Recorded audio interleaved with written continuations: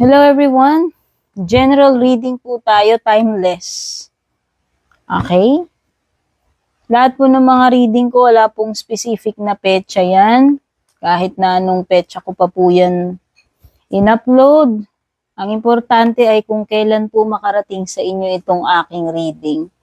Yun po yung divine timing na ma-receive ninyo kung anumang mga messages meron dito sa aking reading. Thank you so much, by the way, for dropping by para manood po ng reading ko, whether sa YouTube channel ko po kayo nanonood or sa aking FB page. And don't forget to follow din po doon sa isa ko pa pong page, Purple Teen. Purple Teen, maliliit na letters only. May blue check po sa dulo yung Purple Teen. Kung hindi pa po kayo naka-follow doon, pa-follow na rin po and pa-subscribe. Meron po yung YouTube channel and meron din pong FB page yun. Check natin ano yung mga energies niya.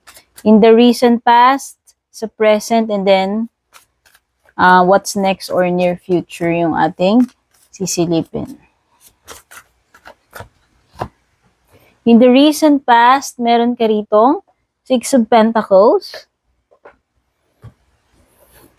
In the present, you have Knight of Wands. And in the near future or what's next is the Empress card.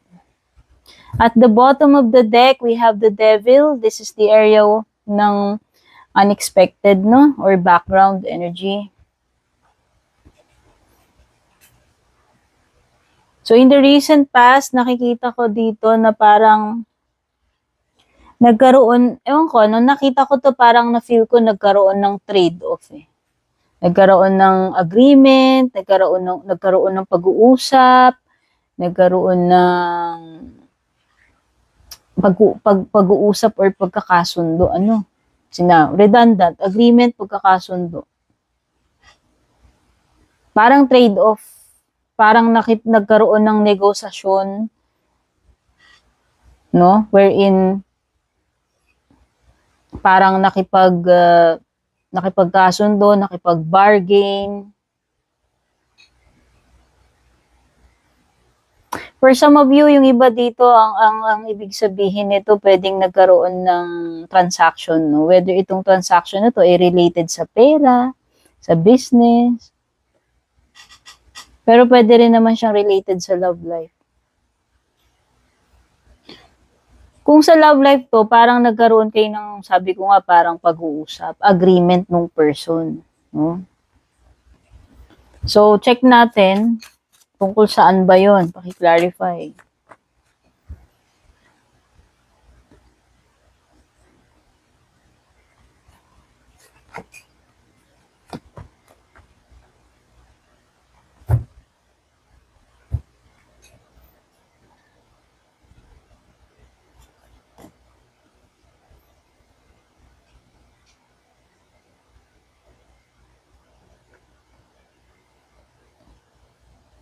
Okay. So, sa recent past, nakakita ko rito ng pwedeng yung iba sa inyo na nagkaroon kayo ng parang merong biglaang pangyayari, something na hindi mo inaasahan, something na related sa pera. No? Halimbawa, bigla na lang may biglaang gastos. No? Biglang nangyari, pwedeng some kind of emergency. Hindi ko alam kung what kind of emergency, pero parang a situation wherein parang kinailangan na bigla ang makipag-areglo, makipag-usap, and pwedeng related sa pera. No? Sabi ko nga, pwedeng transaction. Kung sa love life naman, parang nito,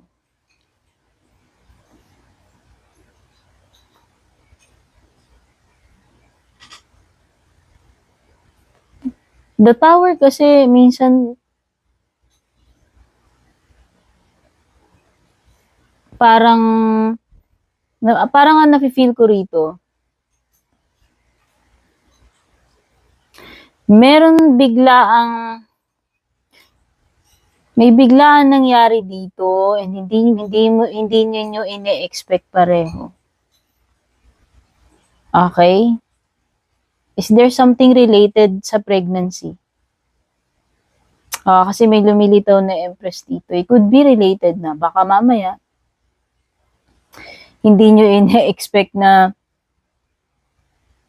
may nangyari sa inyong dalawa, nitong person na to,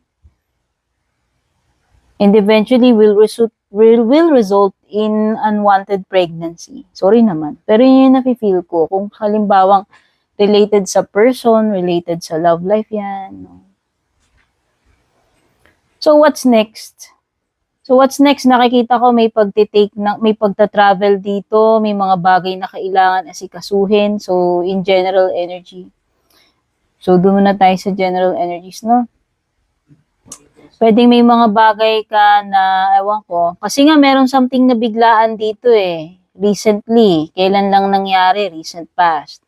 So, dito sa present, mukhang may mga bagay ka na kailangan puntahan right away, asikasuhin right away, no? Some of you, kinakailangan nyo pa talagang mag-travel as soon as possible para lang i-deal with, para lang asikasuhin tong bagay na ito. Okay?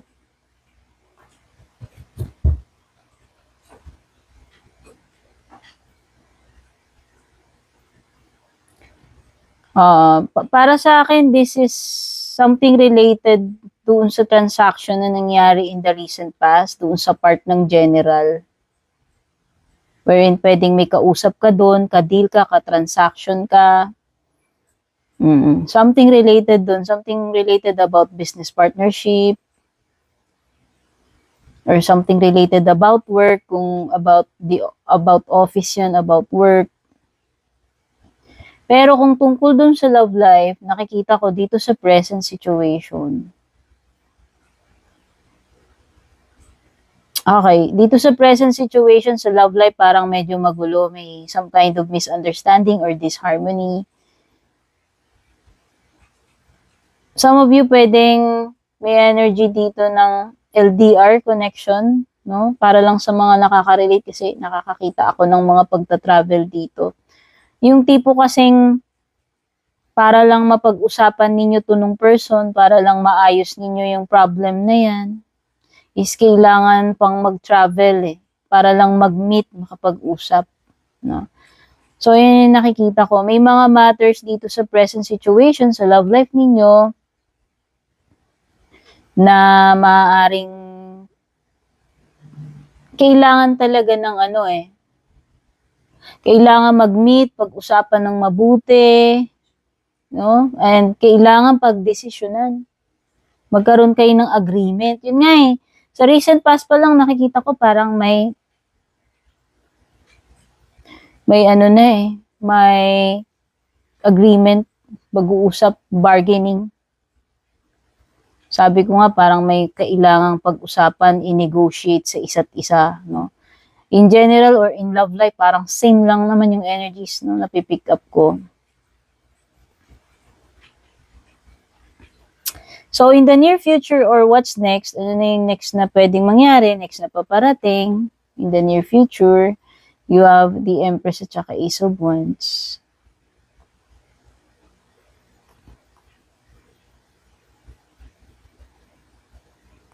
Yun na nga yung sinasabi ko, kung sa love life yan at may nangyari sa inyo, kailan lang in the recent past, no?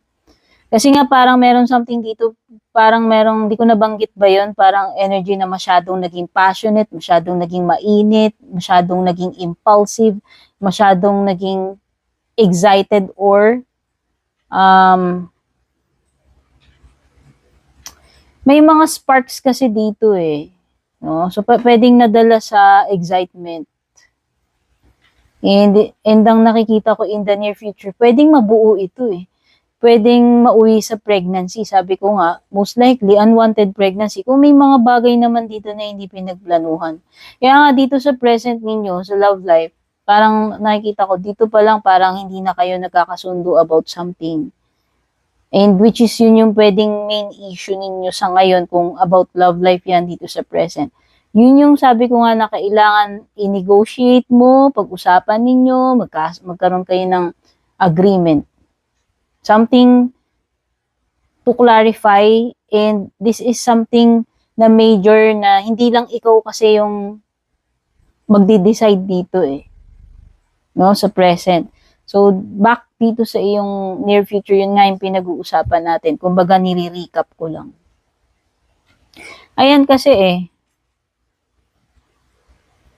may pregnancy dito, pero parang, I don't know kung, sabi ko nga, may possibility na unwanted. Kung paano gagawin. No? So, in general energies naman, nakikita ko rito, about the transaction doon sa recent past, although nagkaroon doon ng unexpected, and then merong mga bagay na sikasuhin, in the present, kailangan lakarin. No, actually, pwedeng business venture to. Sabi ko, something related about transactions sa pera.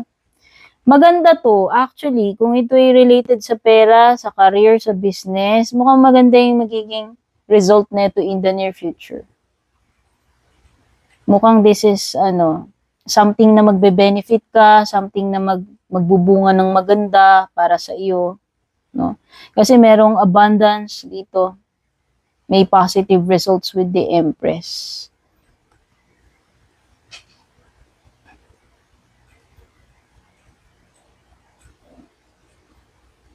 Yun nga lang, pwedeng in the beginning, pwedeng siguro nagka-hassle lang in the beginning, or medyo hindi, may slight delays lang, or medyo may mga bagay na hindi naging smooth nung umpisa regarding career, pera, or sa business, no?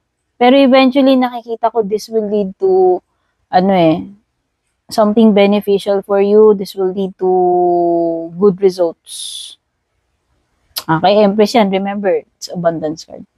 Now, with the area ng unexpected, Death card. Death card is about changes, transformation. Kaya lang nasa reversed position siya. So, I think may mga bagay dito. Kasi merong mga bagay dito na, sabi ko nga, especially yung related sa love life. Especially kung tumutugma sa inyo yung meron ditong makakabuo na unwanted, majontis, no? I think dadaan sa changes pero parang hindi ready. Hindi ready para dito sa major transformation na paparating eh. Something related sa motherhood, pregnancy. Okay? So, yung mga signs na nakikita ko, pwedeng merong Scorpio, may Aries, may Gemini, Taurus, Libra. Okay? So far, yan yung mga na-pick up kong energies dito sa inyong reading. Thank you so much for dropping by. Kung nakarelate ka, na-entertain ka, don't forget to... And kung bago ka, by the way, don't forget to subscribe or follow. Pa-leave na lang ng reaction, like, heart, or pa-comment, pa-share. God bless. Peace, babush.